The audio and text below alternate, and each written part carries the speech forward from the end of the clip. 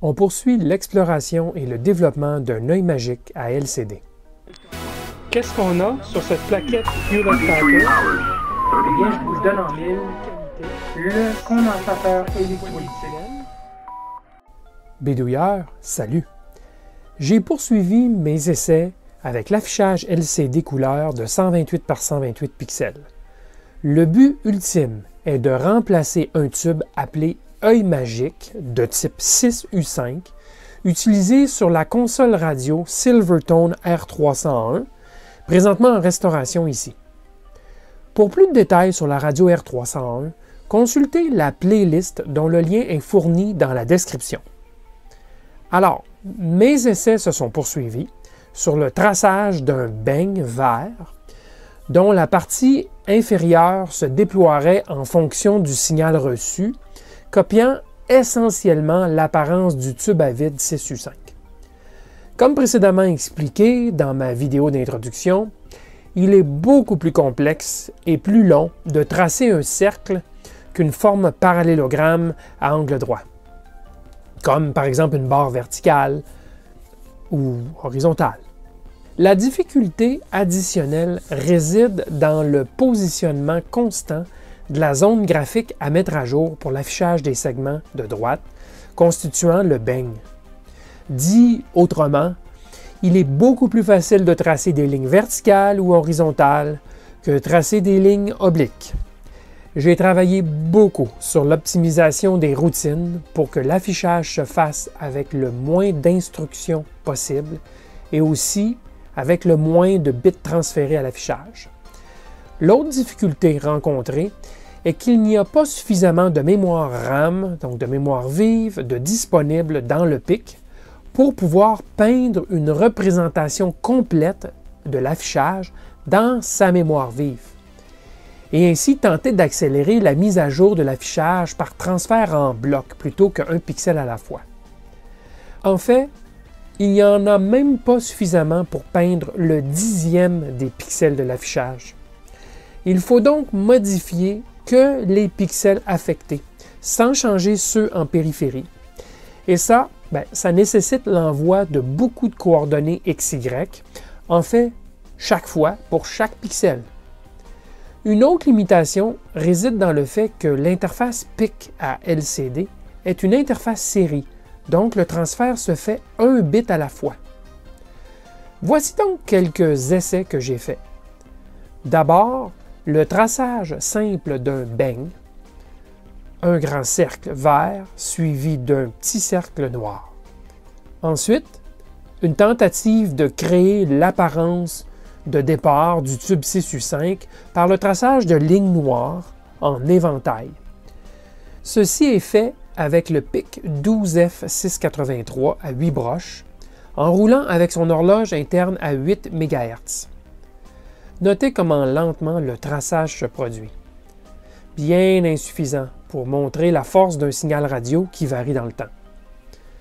Ensuite, le même exercice, mais en faisant de la pixelisation grossière sur le croissant, la partie à angle. Suffisant pour afficher un signal variable? Même pas. Donc, solution rejetée. En plus, c'est bien trop pixelisé.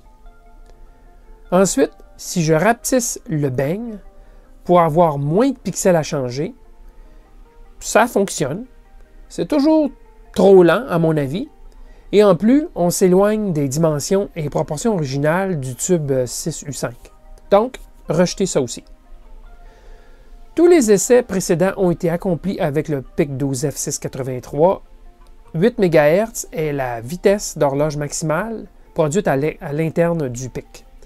Pour pouvoir utiliser une horloge externe plus rapide, je dois migrer à un PIC ayant plus que 8 broches. Donc, j'ai passé donc au PIC 18F1220 de 18 broches. Et je lui ai adjoint un oscillateur externe de 50 MHz. Ça, mes amis, c'est overclocké, si vous me permettez l'expression, par 10 MHz.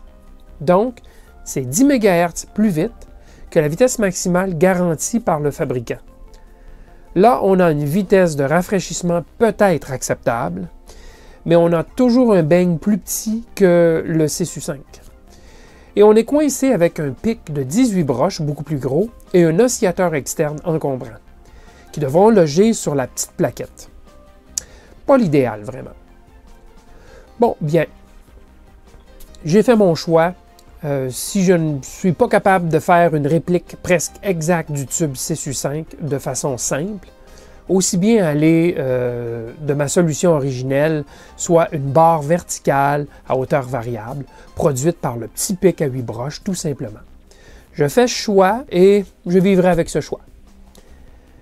Il y a une autre considération qui est importante, c'est le risque que représente l'opération d'un microprocesseur tout près d'un récepteur radio. Un microcontrôleur produit une quantité impressionnante de fréquences radiées, donc en ondes, soit des multiples de 8 MHz, puisqu'on a affaire à des ondes carrées, soit des diviseurs de 8 MHz, parce qu'on a des instructions qui roulent plus lentement à l'interne. Tout est fonction de l'horloge interne, donc, du micro. On va mettre les précautions habituelles, soit du découplage sur les circuits. S'il y a un problème, c'est-à-dire l'audition de bruits suspects lors de l'écoute radio, on travaillera par la suite, de façon additionnelle, à diminuer les interférences électromagnétiques venant de notre œil magique. Maintenant, regardons l'aspect de la construction mécanique, plaquettes, connecteurs, etc. Bon, alors du côté de l'assemblage mécanique, je me suis largement inspiré quand même là, de la solution précédemment discutée d'un bidouilleur canadien, mais il a fallu que je l'adapte quand même pour supporter l'affichage LCD que j'utilise dans ce projet. Donc, évidemment, la dimension importante, c'est la distance entre le bout du tube et le bout ici de la base, l'extrémité de la base, puisque si on veut utiliser le tube de remplacement, la solution de remplacement dans une solution déjà existante, il faut que cette dimension-là soit quand même assez respectée. Alors, c'est ce que j'ai fait, j'ai mesuré 6,7 cm, parfait. Alors maintenant, je pouvais passer à l'autre aspect qui est comment assembler tout ça pour faire un assemblage qui se tient. Alors, évidemment, je sais qu'au total, je dois avoir le fameux 6,7 cm. Donc, je me suis mis à mesurer des choses et pour retrouver la longueur de la plaquette de circuit non imprimé, la plaquette de prototype, là, qui va être insérée dans jusqu'au fond de la base et avec de la connectorisation. Alors, plutôt que vous essayez de vous expliquer ce que vous voyez ici, je vais plutôt vous le montrer. C'est évidemment pas assemblé, mais ça vous donne quand même une bonne idée de ce à quoi ça va ressembler. Alors, rien n'est soudé, mais ça vous donne, voilà, quand même une certaine vue. On a un connecteur ici, à la base. Ce sont un connecteur de 8 broches pour permettre de remplacer l'affichage qui est ici. On va le remplacer avec, si nécessaire, donc je ne veux pas souder l'affichage directement. Alors, il y a une rangée, un connecteur de 8 ici. Bon, ensuite, une plaquette à angle droit de la plaquette principale, cette petite-ci, qui va évidemment décaler l'affichage pour que le centre de l'affichage soit vraiment avec le centre du tube à vide. OK? Donc, la base. Je vais souder une rangée de broches doubles pour donner plus de rigidité. Donc, souder ici sur la plaquette et souder ici sur l'autre plaquette. Et donc, ça va maintenir l'angle droit de façon rigide et ça va passer évidemment les signaux d'une plaquette à l'autre. Alors, j'aurai évidemment des rangées de connexions à faire pour connecter cette partie de la plaquette avec les connecteurs qui sont ici. Mais je crois que ça va être une solution qui va bien fonctionner et ça va maintenir assez rigide et perpendiculaire l'affichage par rapport à la plaquette. Donc, c'est un peu de la façon que je vais assembler tout ça. Alors voilà. Avant de détruire le tube 6U5 pour utiliser la base, j'ai pensé que je vous montrerais à quoi ça a l'air à l'intérieur. Un vrai tube 6U5 original avec l'enveloppe de verre enlevée. Donc, vous avez ce que je considère être une belle œuvre de construction. Quand on pense que tout ça a été conçu dans les années 30, je trouve ça très beau, vraiment. Là. écoutez, je ne suis pas un expert des tubes à vide, mais la partie d'affichage en haut ici, c'est l'anode. Donc, ça c'est clair. Et la cathode est à l'intérieur. Et on a des grilles.